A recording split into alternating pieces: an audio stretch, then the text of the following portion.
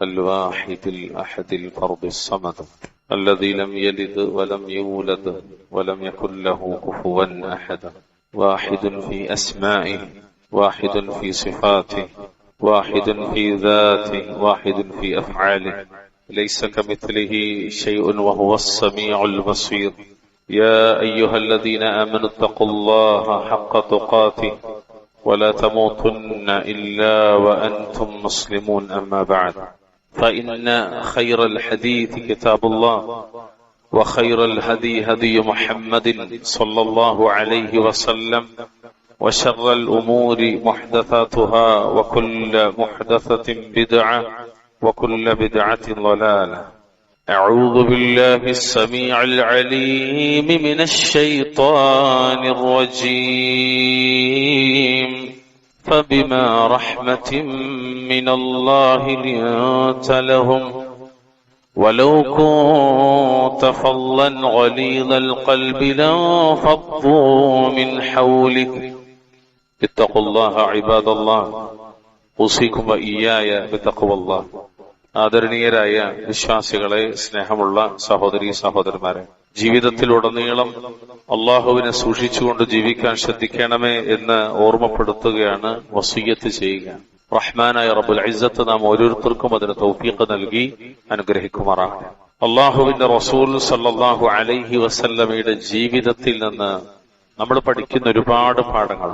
അതിലേറ്റവും പ്രധാനപ്പെട്ട ഒരു വിഷയം അവിടുത്തെ ഉത്തമമായ സ്വഭാവ ഗുണങ്ങളാണ്.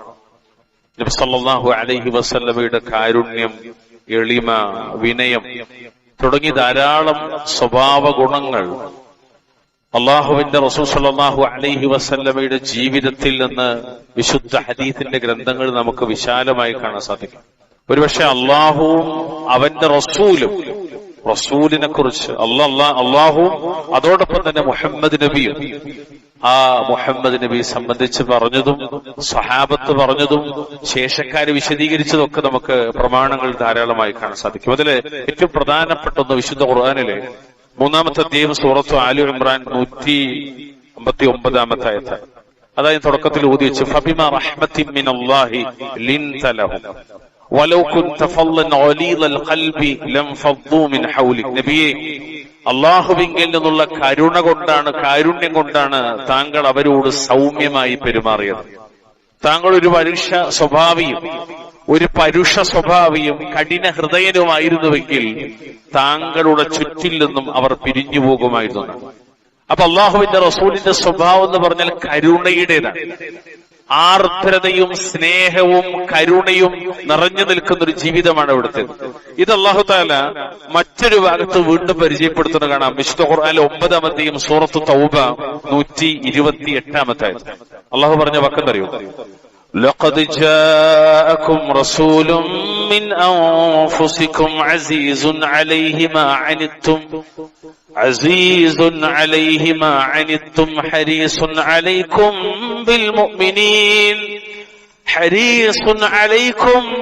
بالمؤمنين رؤوف رحيم.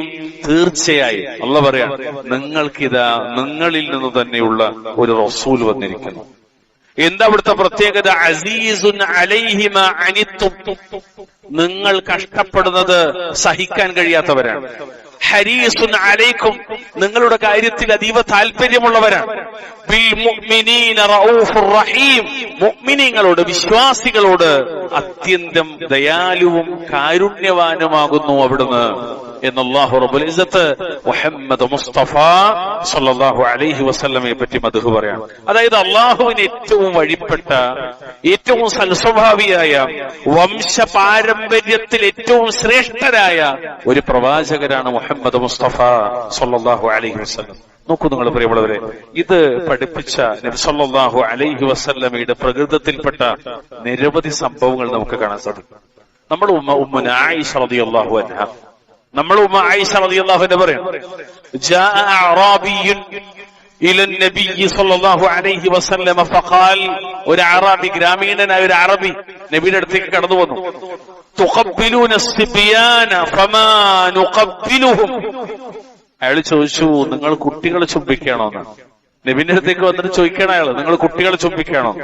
ഫഖാല നബി സല്ലല്ലാഹു അലൈഹി വസല്ലം, അപ്പൊ നബി അവരോട് തിരിച്ചു പറഞ്ഞു, അവ അംലികു ലക അൻ നസഅ അല്ലാഹു മിൻ ഖൽബിക റഹ്മ. മുത്തഫഖുൻ അലൈഹി ഹദീസ്. അതായത് അല്ലാഹു നിന്റെ ഖൽബിൽ നിന്ന്, നിന്റെ മനസ്സിൽ നിന്ന് കാരുണ്യത്തെ തുടച്ചു നീക്കിയിട്ടുണ്ടെങ്കിൽ നിനക്ക് വേണ്ടി എന്തെങ്കിലും ചെയ്യാൻ എനിക്ക് കഴിയുമെന്നാണ്.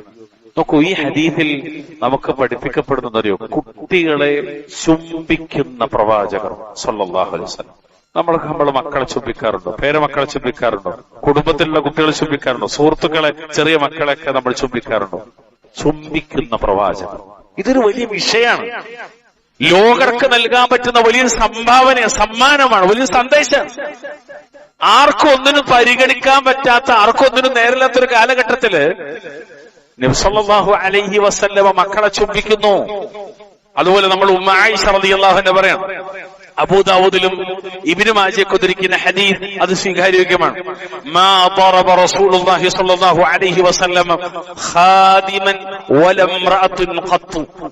അല്ലാഹുവിന്റെ റസൂൽ സ്വല്ലല്ലാഹു അലൈഹി വസല്ലം ഒരു ഭൃത്യനെയോ ഒരു സ്ത്രീയെയോ ഒരിക്കലും അടിച്ചിട്ടില്ല എന്ന്. ഇന്ന് പ്രത്യേകിച്ച് നമ്മൾ ഏറെ ശ്രദ്ധിക്കേണ്ട ഒരു കാര്യമാണ്.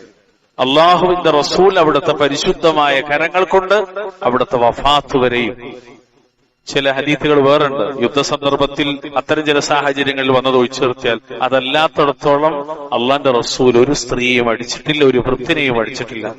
ഇതൊന്നുകൂടി വ്യക്തമായിട്ട് മനസ്സിലാക്കാൻ നബി സല്ലല്ലാഹു അലൈഹി വസല്ലമയെ 8ാമത്തെ അല്ലെങ്കിൽ ചില റിവായത്തിൽ 10ാമത്തെ വയസ്സ് മുതൽ സേവിച്ച മഹാനായ അനസ് ബിൻ മാലിക് റളിയല്ലാഹു അൻഹു അവിടുന്ന് പറഞ്ഞൊരു സാക്ഷ്യവാക്യമുണ്ടതറിയോ, ഖദിംതു നബിയ സല്ലല്ലാഹു അലൈഹി വസല്ലമ 10 സിനീൻ.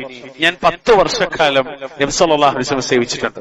അതിനിടയ്ക്ക് ഒരിക്കൽ പോലും ഫമഖാല ലി ഉഫ്ഫിൻ വലാ ലിമ സനഅത വലാ അലാ സനഅത, നിനക്ക് എന്തിനാ നീ ഇതിങ്ങനെ ചെയ്തത്, നിനക്ക് അങ്ങനെ ചെയ്തുകൂടായിരുന്നോ, അല്ല ഇങ്ങനെ ചെയ്തുകൂടായിരുന്നോ എന്നൊരിക്കലും മുഹമ്മദ് നബി എന്നോട് പറയുകയുണ്ടായിട്ടില്ല എന്നാണ്. പ്രിയമുള്ളവരെ, ഈ ഹദീസിനെ വിശദീകരിക്കുന്നിടത്തൊക്കെ മഹാന്മാരായ ഇമാമികൾ പഠിപ്പിക്കണ വായിച്ചാൽ നമുക്കൊക്കെ സ്വല്പം ലജ്ജ തോന്നിപ്പോകും. എന്തുകൊണ്ടോ ഞങ്ങള് നമ്മുടെ അധീനതയിലുള്ളവരോടുള്ള സമീപനം ശരിക്കും ഇതാകണമെന്നാണ്. അതായത് ജോലിക്കാരുണ്ടാവും, നമുക്കൊക്കെ ഇവിടെ ഒരുപാട് എന്താ പറയാ കച്ചവടക്കാരെന്റെ മുന്നിലുണ്ടെന്ന് എനിക്കറിയാം. ഒരിക്കലും നമ്മുടെ ജോലിക്കാരെ കേവലം ഒരു കൂലിക്കാണായി കാണുന്ന ഒരു സംസ്കാരം ഇസ്ലാം പഠിപ്പിച്ചാൽ, മാത്രമല്ല അവരുടെ പ്രശ്നങ്ങളും വിഷമതകളൊക്കെ നമ്മൾ അറിയേണ്ടതുണ്ട്. അത് വലിയ വിഷയമാണ്.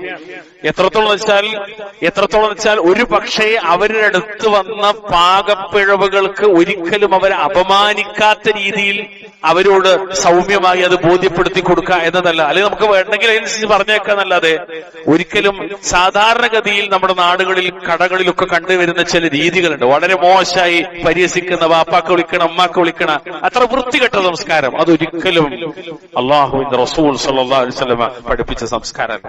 അതുകൊണ്ട് അത്തരക്കാർക്ക് അള്ളാന്റെ റസൂൽ ഒരു മാതൃകയില്ല. മുഹമ്മദ് നബിയിലെ മാതൃക എന്ന് പറഞ്ഞാൽ സംസ്കാര സമ്പന്നരായ വ്യക്തികൾക്കാണ്. അള്ളാഹു അനുഗ്രഹിക്കുമാറാണ്. അതുപോലെ മഹാനായ സഹൽ ഇബ്നു ഹുനൈഫ് റളിയല്ലാഹു തആല അൻഹു, അദ്ദേഹം പറയാണ്, ഒരു ദരിദ്രയായ ഒരു സ്ത്രീ ഉണ്ടായിരുന്നു. ആ ദരിദ്രയായ ഒരു സ്ത്രീക്ക് രോഗം ബാധിച്ചു. അവര് രോഗിയാണെന്നുള്ള വിവരം നബി സല്ലല്ലാഹു അലൈഹി വസല്ലമക്ക് കിട്ടുകയും ചെയ്തു. അതുകൊണ്ട് തന്നെ പാവപ്പെട്ട ആളുകളൊക്കെ രോഗാവസ്ഥയിൽ സന്ദർശിക്കുകയും അവരെ കുറിച്ച് അന്വേഷിക്കുകയും ചെയ്തിരുന്ന ആളായിരുന്നു നബി റസൂലുള്ളാഹി സ്വല്ലല്ലാഹു അലൈഹി വസല്ലം യഊദുൽ മസാകീന വയസ്അലു അൻഹും. പാവങ്ങളെ കുറിച്ചൊക്കെ അന്വേഷിക്കുന്ന നബി, രോഗികളെ കുറിച്ച് അന്വേഷിക്കുന്ന നബി, അവരെ പോയിട്ട് സിയാറത്ത് ചെയ്യുന്ന നബി. ഫഖാല റസൂലുള്ളാഹി സ്വല്ലല്ലാഹു അലൈഹി വസല്ലം ഇദാ മാതത് ഫആദിനൂനി. കാരണം ഒരു രോഗം മരണത്തിലേക്ക് അടുക്കുന്ന രീതിയിൽ രോഗമാണ്. അപ്പൊ നബി പറഞ്ഞു, അവർ മരണപ്പെട്ടാൽ നിങ്ങൾ എനിക്ക് വിവരം തരണം. ഫഉഖ്രിജ ബിജനാസതിഹാ ലൈലൻ വകരിഹു അൻ യൂഖിദു റസൂലല്ലാഹ്. അവർ മരിച്ചു. രാത്രിയിലാണ് അവരുടെ ജനാസയുമായി പുറപ്പെട്ടത്. ആ രാത്രി ആയതുകൊണ്ട് തന്നെ നബിനെ വിളിച്ചുണർത്താൻ അവർക്ക് പ്രയാസമായി. അവർ നബിനോട് പറഞ്ഞില്ല. فلما اصبح رسول الله صلى الله عليه وسلم اخبر بالذي كان منها. പക്ഷെ നേരം പോലെ വന്നപ്പോ നബി സല്ലല്ലാഹു അലൈഹി വസല്ലമക്ക് അവർ വഫാത്തായി എന്നും രാത്രിയിൽ അവരെ മറമാടിയിട്ടുണ്ടെന്നുള്ള വിവരം കിട്ടി. അപ്പൊ നബി ചോദിച്ചു അവരോട്, അലം അമുർക്കും അൻ തുദിനൂനി ബിഹാ, അവരെ കുറിച്ച് അറിയിക്കാൻ നിങ്ങളോട് ഞാൻ പറഞ്ഞിരുന്നില്ലേ എന്ന് അല്ലാഹുവിന്റെ റസൂൽ ചോദിച്ചു. ഖാലു യാ റസൂലല്ലാഹ് കരിഹ്നാ അൻ നൂഖിലക ലൈലൻ. സഹാബത്ത് അതിന് കാരണം പറഞ്ഞത് അവർക്ക് അത്ര ഹുബ്ബാണ് നബിയോട്. അത് അവര് പറഞ്ഞു, അല്ലാഹുവിന്റെ റസൂലേ, രാത്രിയിൽ താങ്കളെ ഉണർത്താൻ ഞങ്ങൾ ഇഷ്ടപ്പെടാത്തത് കാരണത്താലാണ് താങ്കളെ അറിയിക്കാതിരുന്നത്. ഇനി നിങ്ങൾ ശ്രദ്ധിക്കണേ, പല ആളുകളും മയ്യത്ത് നിസ്കരിക്കാൻ പറ്റാത്ത പല ആളുകളും പഠിച്ചു മനസ്സിലാക്കേണ്ട പ്രധാനപ്പെട്ട ഒരു മസല നബി ഇവിടെ പഠിപ്പിച്ചതാണ്.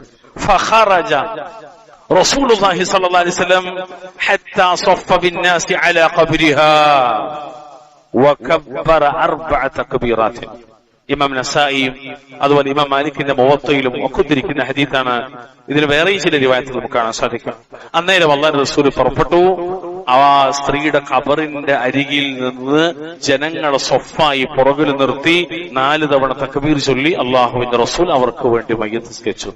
ഒരുപാട് റിവായത്തുകൾ വേറെയും കാണാം. അതായത് ഒരുപക്ഷെ നമുക്ക് പങ്കെടുക്കാൻ പറ്റാത്ത നമ്മളുമായി ബന്ധപ്പെട്ട മയ്യത്തിനെ അത് മറമാടിയതിനു ശേഷം ഖബറിങ്കൽ പോയി ഖിബലയിലേക്ക് തിരിഞ്ഞിട്ടായിരിക്കണം അങ്ങനെ നിസ്കരിക്കാമെന്നത് ഈ ഹദീസും ഇതുപോലുള്ള മറ്റ് ഹദീസുകളും വെച്ചിട്ട് അഹ്ലുസുന്നയുടെ ഇമാമുകൾ പൂർവികർ മുതൽ ആധുനികർ വരെ ഒരുപോലെ പറഞ്ഞ കാര്യം. മയ്യത്ത് നിസ്കരിക്കാൻ പറ്റിയില്ല എന്ന് പറഞ്ഞ് സങ്കടപ്പെടേണ്ട ഒരു ആവശ്യമില്ല. ശേഷം മറമാടിയതിനു ശേഷം അത് എത്ര ദിവസമാണെങ്കിലും നിസ്കരിക്കാവുന്നതാണ്. അതിന്റെ ഏറ്റവും വലിയൊരു ഉദാഹരണം ഞാൻ പറഞ്ഞുതരാം. ഉഹദ് യുദ്ധം കഴിഞ്ഞ് കുറെ കാലം കഴിഞ്ഞ് നബി സല്ലല്ലാഹു അലൈഹി വസല്ലമയുടെ വഫാത്തിന്റെ തൊട്ട് മുമ്പ് നബി ഉഹദ് സന്ദർശിച്ചു. സിയാറ. ആ ഉഹദ് സന്ദർശിക്കുകയും ഉഹദിലുള്ളവർക്ക് വേണ്ടി അപ്പോൾ മരിച്ചുപോയ ആളുകൾക്ക് വേണ്ടി നിസ്കരിക്കുന്നത് പോലെ അള്ളാഹുവിന്റെ റസൂൽ മയ്യത്ത് നിസ്കരിക്കുകയും ചെയ്തു. എപ്പോ നിലവിൽ ഒരുപക്ഷെ 2 റിവായത്ത് കാണാൻ പറ്റും. അങ്ങനെ മയ്യത്ത് നിസ്കരിച്ച ആ മയ്യത്തുകൾക്ക് വേണ്ടി നബി സല്ലല്ലാഹു അലൈഹി വസല്ലം വീണ്ടും മയ്യത്ത് നിസ്കരിക്കാം. ഇത് നബിക്ക് ഖാസാണോ അതല്ല എല്ലാവർക്കും പൊതുവായതാണോ എന്ന ചർച്ചയിൽ ഇമാമിങ്ങളൊക്കെ പഠിപ്പിക്കുന്നത് എല്ലാവർക്കും പൊതുവായി ചെയ്യാവുന്ന കാര്യമാണ്. വല്ലാഹു തആല അലം. നോക്കൂ നിങ്ങൾ.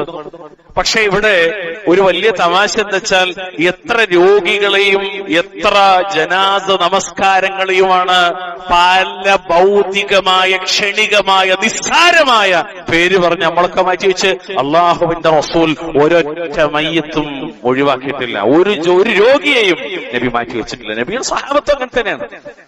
സലഫുകൾ അങ്ങനെയാണ്. സലഫുകളുടെ മാർഗത്തിലുള്ളവരാണ് എന്ന് പറയുന്ന നമ്മളെങ്ങനെയാ?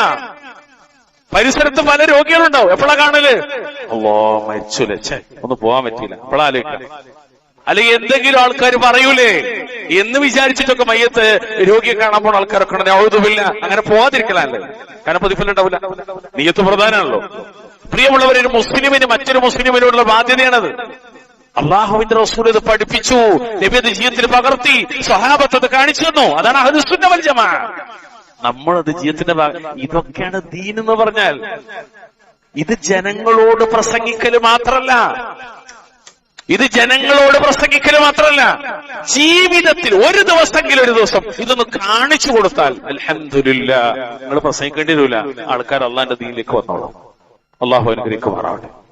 പ്രിയമുള്ളവരെ, പള്ളി വൃത്തിയാക്കുന്ന ഒരു സ്ത്രീയെ സംബന്ധിച്ച് മറ്റു റിപ്പോർട്ട് നമ്മൾ പലപ്പോഴും കേൾക്കാൻ, ആ സ്ത്രീ മരിച്ചു. ഇതേ സംഭവം തന്നെ.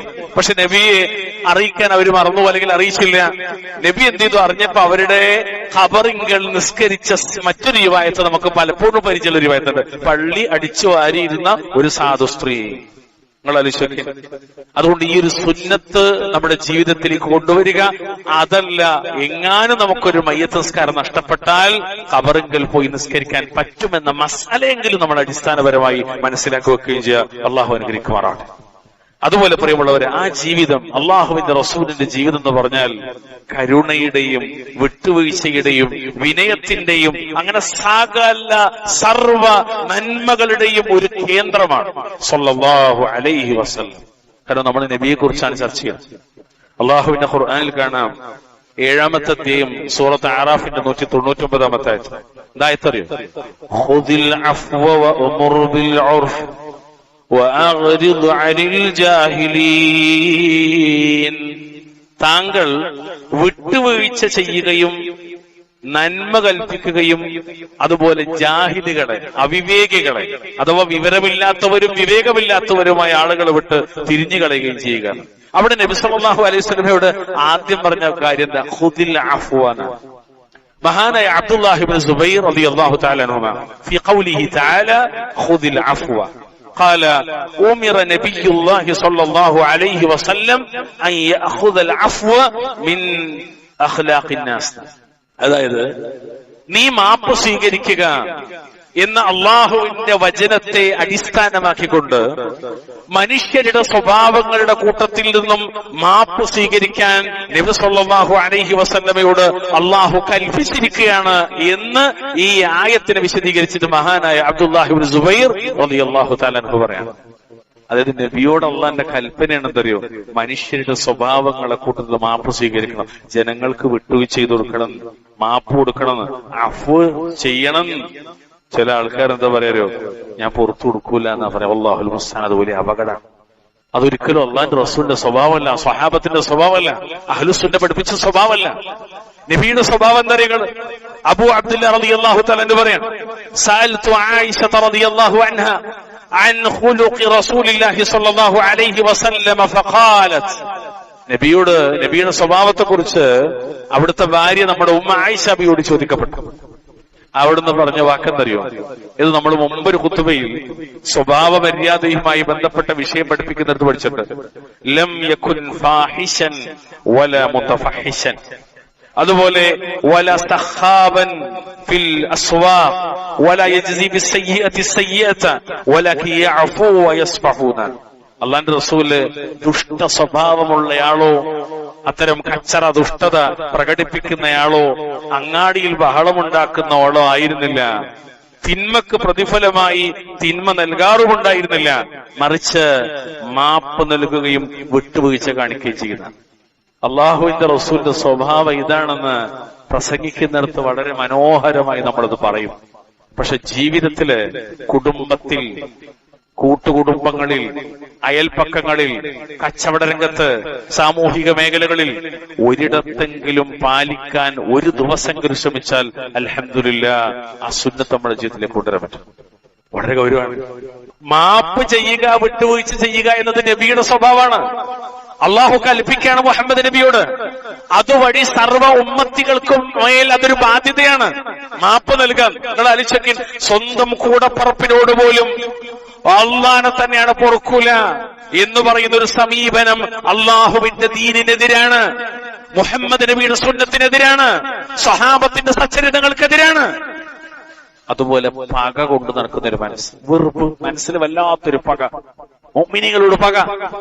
ഒരിക്കലും നമ്മുടെ മനസ്സിൽ ഒരാളോട് പക ഉണ്ടാകാൻ പറ്റില്ല.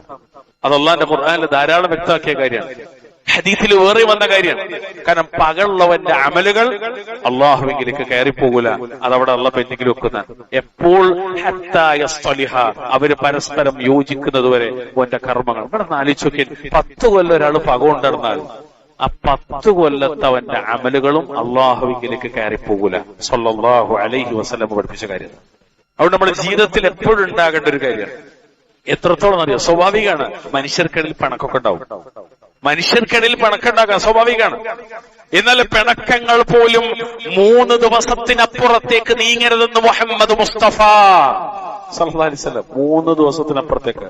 3 ദിവസമല്ല, 3 ആഴ്ചയല്ല, 3 മാസമല്ല, 3 കൊല്ലമല്ല, ഒരുപാട് കൊല്ലങ്ങളായി പരസ്പരം മിണ്ടാത്ത നിസ്കാരക്കാരെ പരിചയമുള്ളവർ നമ്മളൊക്കെ, നോമ്പുകാരെ പരിചയമുള്ളവർ നമ്മളൊക്കെ, ഉംറക്ക് പോയവരെ പരിചയമുള്ളവർ നമ്മളൊക്കെ, ഹജ്ജിന് പോകുമ്പോ പൊരുത്തപ്പെടിക്കുകയും വീണ്ടും വന്നിട്ട് പിന്നെയും കച്ചറ ഉണ്ടാക്കുകയും ചെയ്തവരെ പരിചയമുള്ളവർ നമ്മളെല്ലാവരും. നഊദുബില്ലാ.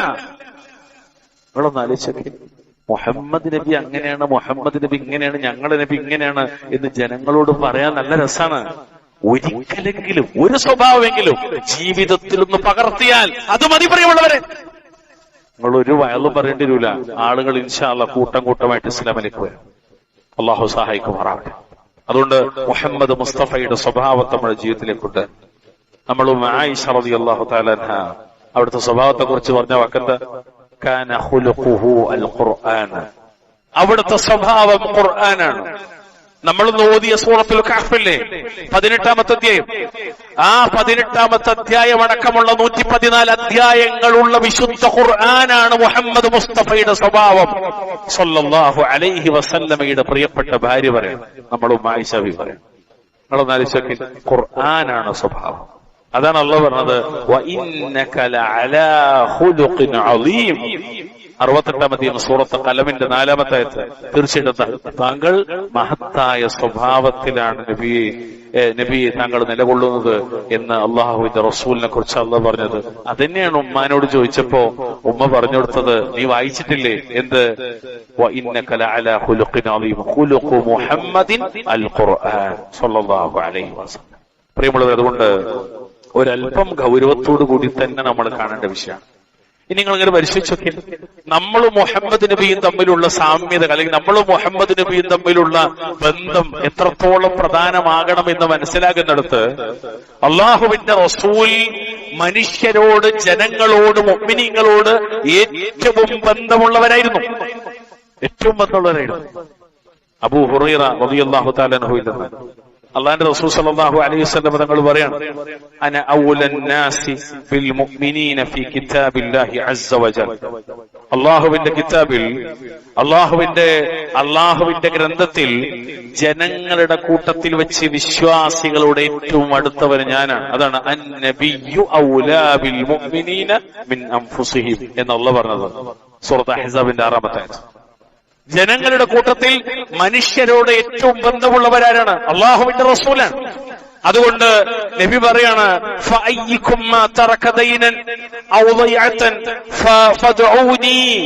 അതുകൊണ്ട് നിങ്ങൾ ആരെങ്കിലും കടമോ പ്രാരാബ്ധക്കാരായ അനന്തരാവകാശികളെയോ അവശേഷിപ്പിച്ചുകൊണ്ട് മരണപ്പെടുന്നാൽ നിങ്ങൾ എന്നെ വിളിച്ചുകൊള്ളുക. എന്നിട്ട് നബി പറയണത് അറിയോ? ഫഅന വലിയുഹു, ഞാനാണ് അവന്റെ രക്ഷാധികാരി. എന്ത് രസകരമായ വാക്കാണ് നബി പറയുന്നത്. അത് കടം കൊണ്ട് മരിച്ചുപോയൊരു പ്രാരാബ്ധക്കാരായി മരണപ്പെട്ടവർ ആരെങ്കിലും ഉണ്ടെങ്കിൽ എന്നെ അറിയിക്കണം, ഞാനാണ് അവരുടെ വലിയ. എന്നിട്ട് നബി പറഞ്ഞു,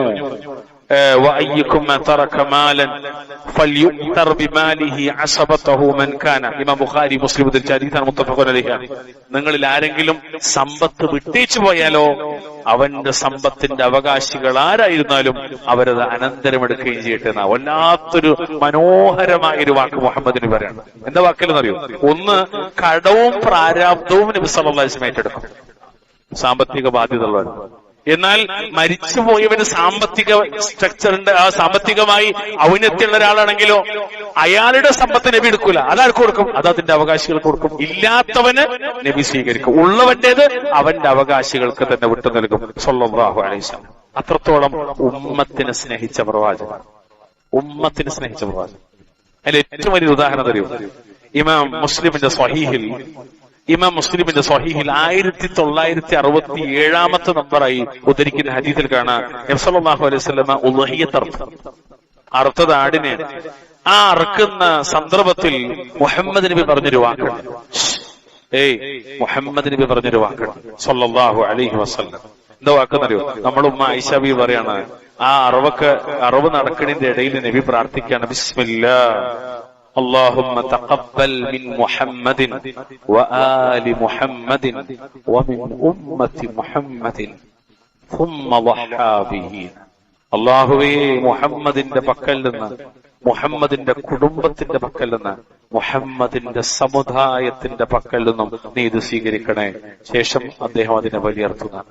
ഈ ഹദീസിനെ വിശദീകരിക്കുന്നിടത്ത് മഹാനായ അഹ്ലുസുന്നയുടെ ഇമാമായ ഖാദി ഇയാദ് റഹ്മത്തുള്ളാഹി അലൈഹി അദ്ദേഹത്തിന്റെ ഇക്മാൽ വിശദീകരിക്കാണ്, വഫീഹി ശഫഖത്തുൻ നബിയ്യി അലാ ഉമ്മത്തിഹി വദുആഉഹു ലഹും. ഈ ഹദീസിലുണ്ട് എന്ത്? നബി സല്ലല്ലാഹു അലൈഹി വസല്ലമ അവിടുത്തെ ഉമ്മത്തിനോടുള്ള കരുണയും അവരോടുള്ള പ്രാർത്ഥനയും. അള്ളാഹുവിന്റെ റസൂലിന് ഈ ഉമ്മത്തിയോടുള്ള കരുണ, ഉമ്മത്തികളുള്ള കരുണ അത്ര വിശാലാണ്. എന്നാ ഞാൻ ചോദിക്കട്ടെ, നമുക്ക് തിരിച്ച് നബിനോട് എത്ര ഉണ്ട്? നമ്മുടെ വായിൽ ഇങ്ങനെ പറയാന്നല്ലാതെ, ഏതെങ്കിലും റബീഉൽ അവ്വൽ 12 വരുമ്പോ റോട്ടിലിട്ട് ഒച്ചുണ്ടാക്കാന്നല്ലാതെ, അതിനപ്പുറത്തേക്ക് ജീവിതത്തിൽ മുഹമ്മദ് നബി എവിടെ? അള്ളാഹുവിന്റെ റസൂൽ എവിടെ? നബി പഠിപ്പിച്ച ഈ ഗുണങ്ങൾ എവിടെ? പ്രിയമുള്ളവരെ, ഉമ്മത്തിന് വേണ്ടി നബി വലിയർത്തത്. ഇതിന്റെ ഒരുപാട് വിശദീകരണം കാണാൻ പറ്റും. ഇമാം നവവി അദ്ദേഹത്തിന്റെ ശറഹ് മുസ്ലിമിൽ വളരെ മനോഹരമായി ഒരുക്കുന്നുണ്ട്. ഒരു ഖുത്ബയുടെ പരിമിതമായ സമയത്ത് വിശദീകരിക്കാൻ സമയമില്ലാത്തതുകൊണ്ട് അത്രത്തോളം ഉമ്മത്തിനെ സ്നേഹിച്ച, ഉമ്മത്തിനെ പരിഗണിച്ച, മരിക്കുന്നിടത്ത് പോലും ഉമ്മത്തി ഉമ്മത്തി എന്ന് വിളിച്ച സയ്യിദുനാ റസൂലുള്ളാഹി സ്വല്ലല്ലാഹു അലൈഹി വസല്ലം അവിടുത്തെ സ്വഭാവമല്ലാതെ അവിടുത്തെ സ്വഭാവമല്ലാതെ നമ്മൾ ആരുടെ സ്വഭാവ കൂട്ടരെ സ്വീകരിക്കാൻ? ഈ ദുനിയാവിന്റെ നക്കാപ്പിച്ചക്ക് വേണ്ടി ഓടി നടക്കുന്ന ഫുട്ബോൾ താരങ്ങളുടെ സ്വഭാവമാണോ? ആണോ പറയുള്ളത്? ഏതെങ്കിലും അഭിനയം കൊണ്ട് മാത്രം ജീവിതത്തിൽ യശസ് ഉയർത്തി ഏതെങ്കിലും അഭിനേതാക്കളുടെ പാരമ്പര്യമാണോ നമ്മൾ സ്വീകരിക്കേണ്ടത്? ആലോചിക്ക്, നമ്മൾ ആരെ പിൻപറ്റേണ്ടത്? അതാണ് മുഹമ്മദ് മുസ്തഫ സല്ലല്ലാഹു അലൈഹി വസല്ലമയിലാണ് ലഖദ് കാന ലക്കും ഫീ റസൂലില്ലാഹി ഉസ്വത്തുൻ ഹസന. മുഹമ്മദ് നബിയിലെ നമുക്ക് മാതൃക. നിങ്ങൾ ആരാണെങ്കിൽ ലിമൻ കാന യർജുല്ലാഹ വൽ യൗമൽ ആഖിറ വദക്കറ അല്ലാഹ കസീറ. അല്ലാഹുവിനെ ഓർക്കുന്നവർക്ക്, പരലോകത്തെ കണ്ടുമുട്ടുമെന്ന് പ്രതീക്ഷിക്കുന്നവർക്ക്, അതിനുവേണ്ടി പണിയെടുക്കുന്ന ആളുകൾക്ക്, അവർക്ക് മുഹമ്മദ് നബിയിൽ മാതൃകണ്ട്. കുടിയന്മാർക്ക്, വലിയന്മാർക്ക്, മോഷ്ടാക്കൾക്ക്, പിടിച്ചുപറിക്കാർക്ക്, തമ്മാടികൾക്ക്, ധൂർത്തന്മാർക്ക് അള്ളാഹുവിന്റെ റസൂലിൽ മാതൃകയില്ല. അയൽവാസിയെ പറ്റിക്കുന്നവർക്ക് മുഹമ്മദ് നബിയിൽ മാതൃകയില്ല. ഇണയോട് മോശമായി പെരുമാറുന്നവർക്ക് മുഹമ്മദ് നബിയിൽ മാതൃകയില്ല. മാതാപിതാക്കളെ ധിക്കരിക്കുന്നവർക്ക് മുഹമ്മദ് നബിയിൽ മാതൃകയില്ല. ആരാന്റെ ഹക്ക് കൊടുത്തു വീട്ടാത്തവർക്ക് മുഹമ്മദ് നബിയിൽ മാതൃകയില്ല. മുഹമ്മദ് നബി ആർക്കാ മാതൃക? ലിമൻ കാന യർജുല്ലാഹ്, അല്ലാഹനെ കണ്ടുമുട്ടുമെന്ന് പ്രതീക്ഷിക്കുന്നവർക്ക്, വൽ യൗമൽ ആഖിർ, പരലോകത്തെ കണ്ടുമുട്ടുമെന്ന് പ്രതീക്ഷിക്കുന്നവർ, വദക്കറല്ലാഹ കസീറ, അല്ലാഹുവിനെ ധാരാളമായി ഓർക്കുന്നവർക്ക്. അതുകൊണ്ട് ഒരു മുസ്ലിം മറ്റൊരു മുസ്ലിമിനെ പറ്റിച്ചാൽ ആ വിഷയത്തിൽ മുഹമ്മദ് മുസ്തഫയിൽ അവന് മാതൃകല്ല. കാരണം മുഹമ്മദ് നബി ഒരാളെയും പറ്റിച്ചിട്ടില്ല. സ്നേഹനിധിയായ, കാരുണ്യവാനായ, എളിമയുള്ള, ജനങ്ങളോട് വളരെയേറ്റം സഹകരിച്ച ലോകരുടെ പ്രവാചകർ മുഹമ്മദ് മുസ്തഫ സല്ലല്ലാഹു അലൈഹി വസല്ലം. പ്രിയപ്പെട്ട മുഅ്മിനീങ്ങളെ, ഇങ്ങനെ വിശുദ്ധമായ ഹദീസുകളിലേക്ക് നമ്മൾ കടന്നാൽ ആയിരക്കണക്കിന് ഹദീസുകൾ നമുക്ക് കാണാൻ പറ്റും. അവിടുത്തെ സ്വഭാവങ്ങളായി, എളിമയായി, വിനയമായി, അവിടുത്തെ ജീവിതമായി, അത് മുഴുവനും നമുക്കുള്ളതാണ്. എത്രത്തോളം നിങ്ങള് പള്ളിയിൽ വന്നാൽ, ജുമാ ദിവസം പള്ളിയിൽ വന്നാൽ ഒരു വിശ്വാസി പള്ളിയിൽ എവിടെ ഇരിക്കേണ്ടത് വരെ മുഹമ്മദിനെ പഠിപ്പിച്ചു. ഒരു സൊഫില് എങ്ങനെ ഇരിക്കേണ്ടതെന്ന് വരെ നബി സല്ലല്ലാഹു അലൈഹി വസല്ലം പഠിപ്പിച്ചു. പക്ഷെ നമ്മൾ പറയാം നമ്മൾ നബിന്റെ ആൾക്കാരാന്ന് പറയും. എന്നിട്ടോ ഏറ്റവും പുറകെ പോയി കുത്തിന്ന് കിടന്നുറക്കും. ചില ആൾക്കാരാണ് ഹദീസിൽ കാണാം, പള്ളിയിൽ ഒരു ഫിക്സഡ് സ്ഥലത്ത് അങ്ങനെ ഇരിക്കാൻ പാടില്ല. ഒരു ഫിക്സഡ് ഓന് റിസർവ് ചെയ്ത് വെച്ചമാതിരിയാണ് സ്ഥലം. അങ്ങനെ സ്ഥലമല്ല പള്ളിയില്. ഹദീസുകൾക്ക് ഞാൻ പറഞ്ഞുതരാം ഇൻഷാ അല്ലാഹ്, അള്ളാഹു തൗഫീഖ് ചെയ്താൽ. അങ്ങനെ റിസർവ്ഡ് സ്ഥലമല്ല. പള്ളിയിൽ ആദ്യം വന്നോൻ പള്ളിയിൽ ആദ്യം ഇരിക്കണം എന്നാണ്. ഇത് പള്ളിയിൽ ആദ്യം വന്നാൽ പുറകെ പോയിരുന്നാൽ അപ്പൊ പറയും ഞങ്ങൾ പ്രായം കൊണ്ടാണെന്നാണോ? എങ്കിൽ പ്രായമുള്ളവരെ നിങ്ങളല്ലേ ചെറുപ്പക്കാരെക്കാളും അള്ളാഹുവിലേക്ക് കൂടുതൽ തഖ്വ കൊണ്ട് മുന്നിടേണ്ടത്? നിങ്ങളല്ലേ മാതൃക കാണിക്കേണ്ടത്? അല്ലേ? AC കൊണ്ടാ പുറകെ പോയിരിക്കണത്. ഞാൻ കഴിഞ്ഞ 2 ആഴ്ച മുമ്പ് ചോദിച്ചപ്പോൾ AC ഉള്ളതുകൊണ്ടാണ്. AC ഇല്ല, എന്തേ മുന്നിരിക്കാത്തത്? വല്ലാഹി ഞാൻ പറയട്ടെ, മുഹമ്മദ് മുസ്തഫയെ ജീവിതത്തിലേക്ക് കൊണ്ടുവരാൻ താല്പര്യമില്ലാത്തതുകൊണ്ടാണ്. വേറൊന്നുമല്ല, ഒരു വർത്താനമില്ല അതിനപ്പുറത്തേക്ക്. അല്ലാഹു സുബ്ഹാനഹു വ തആല അള്ളാഹുവിന്റെ റസൂലിന്റെ ജീവിതത്തിലേക്ക് പകർത്തുന്ന സ്വാലിഹീങ്ങളിൽ നമ്മെ ഉൾപ്പെടുത്തി അനുഗ്രഹിക്കുമാറാവട്ടെ. അഖൂലു ഖൗലി ഹാദാ വസ്തഗ്ഫിറുല്ലാഹ ലി വലക്കും വസ്തഗ്ഫിറൂഹു ഇന്നഹു ഹുവൽ ഗഫൂറുർ റഹീം. അൽഹംദുലില്ലാഹ്. اللهم صل وسلم على نبينا محمد. اتقوا الله عباد الله. ഊസിക്കും വഇയ്യായ ബിതഖ്വല്ലാഹ്. ബഹുമാനരായ വിശ്വാസികളെ, സ്നേഹമുള്ള സഹോദരി സഹോദരന്മാർ, അല്ലാഹു സുബ്ഹാനഹു വ തആല അള്ളാഹുവിനെ ജീവിതത്തിലുടനീളം സൂക്ഷിക്കാനും അവന്റെ ഖലീലായ മുഹമ്മദ് മുസ്തഫയുടെ ജീവിതത്തിലേക്ക് കൊണ്ടുവരാൻ അള്ളാഹു നമുക്ക് തൗഫീഖ് പ്രദാനം ചെയ്യുമാറാവട്ടെ. നമുക്ക് നിങ്ങൾ ഒരു വാക്കുകൂടി പറയട്ടെ. വിനീതരായ പ്രവാചകൻ. ഏറ്റവും രസകരമായ വിഷയം, അള്ളാഹുവിന്റെ റസൂലിന്റെ പ്രിയപ്പെട്ട അനുചരനായ അനസ് ബിൻ മാലിക് പറയാണ്, ഇമാം ബുഖാരി മുസ്ലിം ഉദ്ധരിച്ച ഹദീസാണ്. ഞാൻ നിങ്ങളോട് ഉദ്ധരിച്ച ഹദീസുകൾ അധികവും കുത്തുബ് സിത്തയിലുള്ളതാണ്. എല്ലാം പ്രാമാണികമാണ്. അവിടെ കാണാ ഇന്നഹു മറ അലാ സുബിയാന ഫസല്ലമ അലൈഹിം. കുറച്ച് കുട്ടികൾ ഇങ്ങനെ നിൽക്കുന്നിടത്ത് കൂടി അദ്ദേഹം നടന്നുപോയി. നമ്മുടെ നാട്ടിലൊക്കെ മക്കൾ കാണാം കളിക്കുന്നിടത്തും, അതുപോലെ പല ഭാഗത്തും കുട്ടികളെ കാണാം. അങ്ങനെ നടന്നു പോകുമ്പോ അദ്ദേഹം അവർക്ക് സലാം പറഞ്ഞു. കുട്ടികളോട് സലാം പറഞ്ഞു. നമ്മളെ കണ്ണിൽ നിസ്സാരായ വിഷയം. വഖാല, എന്നിട്ട് അദ്ദേഹം പറയാണ്, കാന നബിയ്യു സ്വല്ലല്ലാഹു അലൈഹി വസല്ലമ യഫ്അലുഹു. അള്ളാഹുവിന്റെ റസൂൽ ഇങ്ങനെ പ്രവർത്തിക്കാറുണ്ട്. ഇത് കുട്ടികളുടെ പ്രവാചകൻ, മക്കളെ ചേർത്ത് പിടിച്ച പ്രവാചകൻ, ചെറിയ മക്കളോട് സലാം പറയുന്ന പ്രവാചകൻ. നിങ്ങളൊന്ന് ആലോചിച്ച് നോക്കി.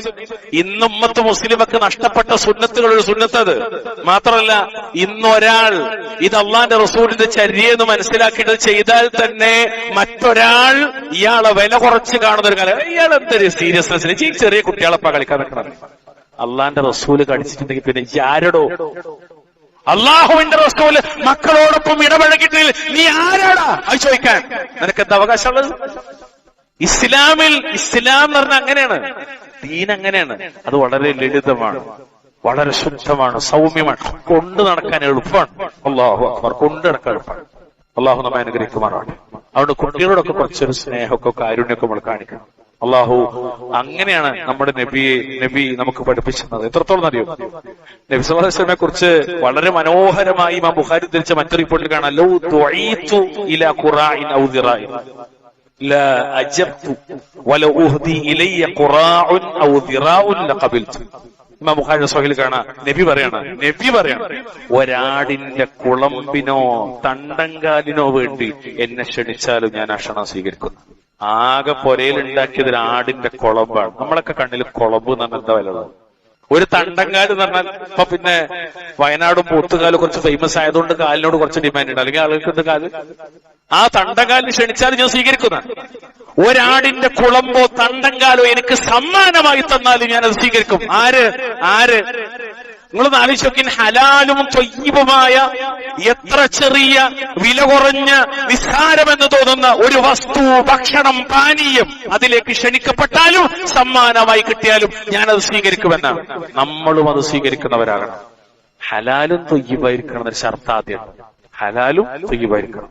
നോക്കൂ, ലോകത്തെ ഏറ്റവും വില കൂടിയ മുഹമ്മദ് നബി അത് സ്വീകരിച്ച് ഏറ്റവും വില കുറഞ്ഞത്, ലോകത്തെ ഏറ്റവും വില കൂടിയ റസൂൽ ഏറ്റവും വില കുറഞ്ഞത് സ്വീകരിച്ചിട്ടുണ്ടെങ്കിൽ ഓട്ടക്കാലണക്ക് വിലയില്ലാത്ത ഞാനും നിങ്ങളും ശരിക്കൊന്ന് പഠിക്കേണ്ടതുണ്ട്.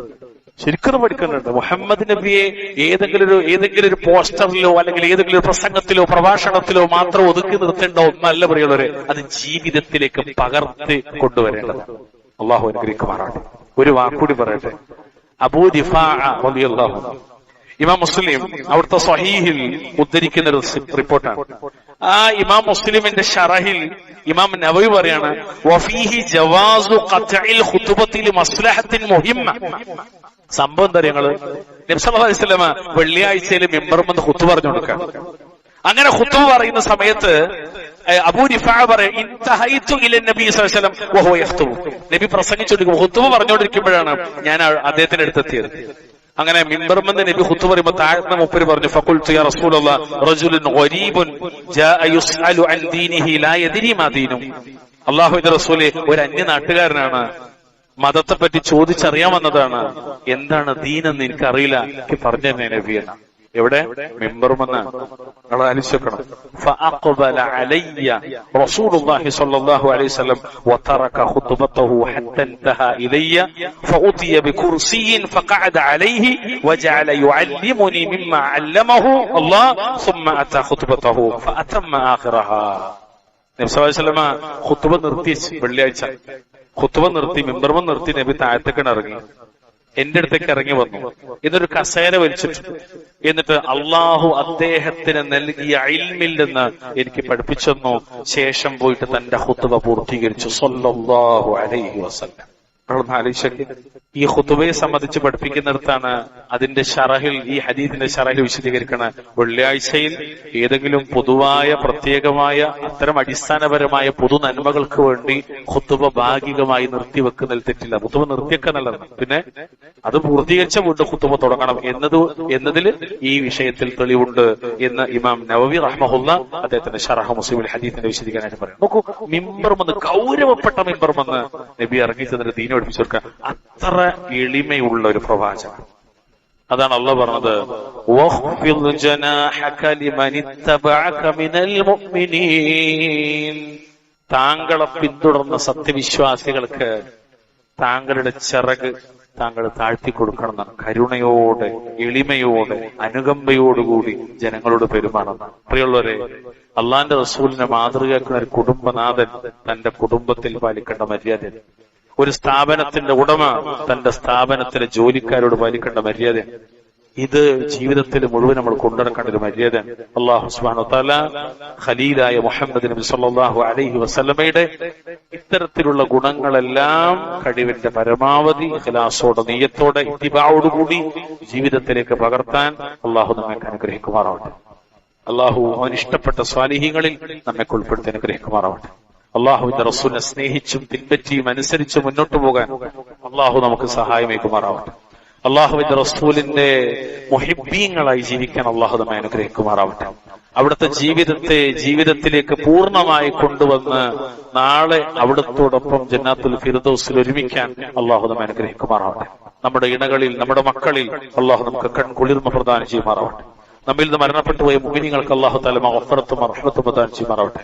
നമ്മുടെ കൂട്ടത്തിൽ രോഗികളുണ്ട്, അള്ളാഹു ശിഫാഉൻ ആജിൽ പ്രദാനം ചെയ്യുമാറാവട്ടെ. ലോകത്തിന്റെ വിവിധ കോണുകളിൽ പീഡിപ്പിക്കപ്പെടുന്ന, അടിയോടിക്കപ്പെടുന്ന നിരാലംബരും നിസ്സഹായരുമായ ഉമ്മത്ത് മുസ്ലിമ അള്ളാഹു റബ്ബുൽ ഇസ്സത്ത് അവർക്ക് സമാധാനം ചൊരിയുമാറാവട്ടെ. അത്തരം പരീക്ഷണങ്ങൾ അള്ളാഹു തആല നമ്മുടെ നാടിനെ കാത്തുരക്ഷിക്കുമാറാവട്ടെ. അള്ളാഹുവിന്റെ ദീനെ പഠിച്ചും പകർത്തിയും പ്രബോധനം ചെയ്തും മുന്നോട്ടു പോകാനുള്ള ഒരു നല്ല നിർഭയത്വമുള്ള മണ്ണാക്കി അള്ളാഹു ഈ രാജ്യത്ത് നിലനിർത്തുമാറാവട്ടെ. اللهم أعز الإسلام والمسلمين وأذل الشرك والمشركين. اللهم اغفر للمؤمنين والمؤمنات والمسلمين والمسلمات الأحياء منهم والأموات.